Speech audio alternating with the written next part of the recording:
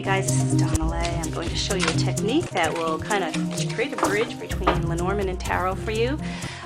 What you will need is any tarot deck, but it needs to have big, bold, or very familiar imagery to you.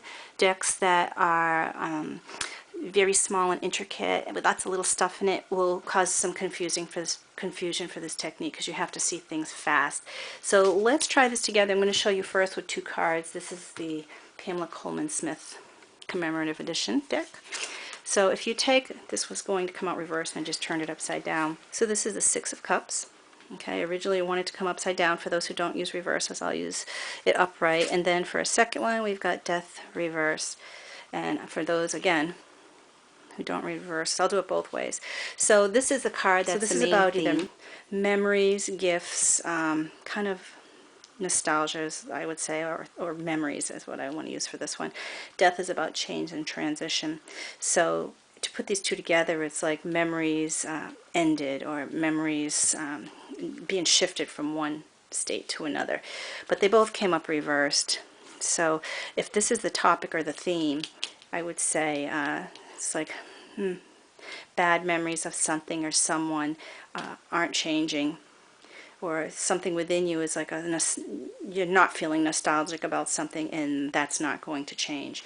So the second card modifies the first. This is what's happening, and this is kind of what will become of that, or the outcome of this. Is kind of like this bends what this one is doing. Let's try another one just for practice. So we have Four of Pentacles and the King of Pentacles, two money cards. So this is what's happening, and this is kind of like modifying this. So somebody is holding on to the money really, really tight, or holding on to the health really, really tight. And the King of Pentacles is about not spending, maybe even not managing well. So this is about holding on super tight to something. Mine, not letting go. I have to really conserve. And why? King of Pentacles is reversed. This modifies this, not really having enough to spend, to put out there, not really having.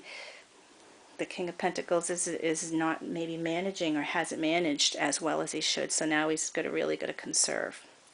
Let's do another two-card one really fast. So the Five of Pentacles is reversed, Queen of Cups. So this would be like a family that had trying to come out of a hardship, trying to if it's poverty or poor health, trying to come out of that.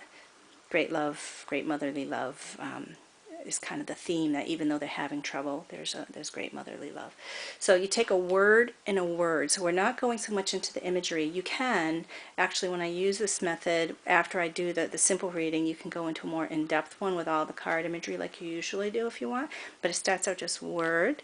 So this would be coming out of poverty. And this would be word, nurturing mother.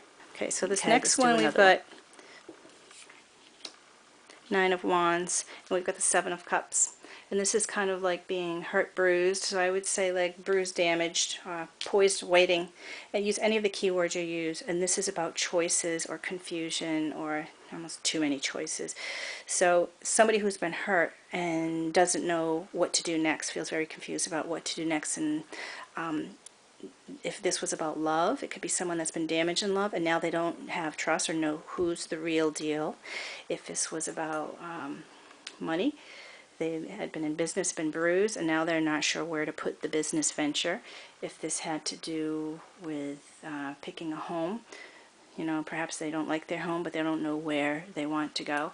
So it's just a quick two-card thing. Now, if you want to make this into three, just like Lenormand, this last card defines what happens with the third. So you have to know ahead if this is a prediction, or if this is what's already happening, or what had happened in the past. Have it in your mind what's set. But now you've got a bruised person who's making choices, and there it is, they do, it's judgment. Had a different card come out in the end, like the World, kind of similar here. It's got a bruised person who's trying to make choices, the right one will be made.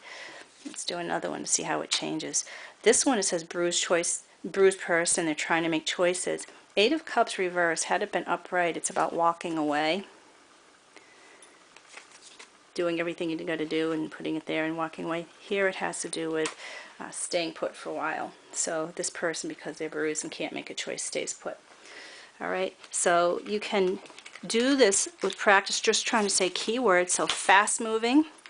Page of Wands is about if you like doing it upright. So fast moving and starting a new creative adventure, but fast moving may be that nothing gets done the right way. Okay, add a third card. Oh wow, another Wands card. So this is what's happening, this is what modifies it, and this is kind of like the outcome. So fast moving, nothing's happening, and there's a lot of disruption happening here. So if you want to know what kind of disruption, do another reading. What's happening? Oh well, there's some give and take happening, or not. So because this card, this is give and take, but this modifies this, or so either the give and take or what you're taking from people is keeping you trapped. Maybe you're not doing taking your own advice, you're taking someone else's, but it also can be that this is keeping you, because you're depending on someone, is keeping you trapped.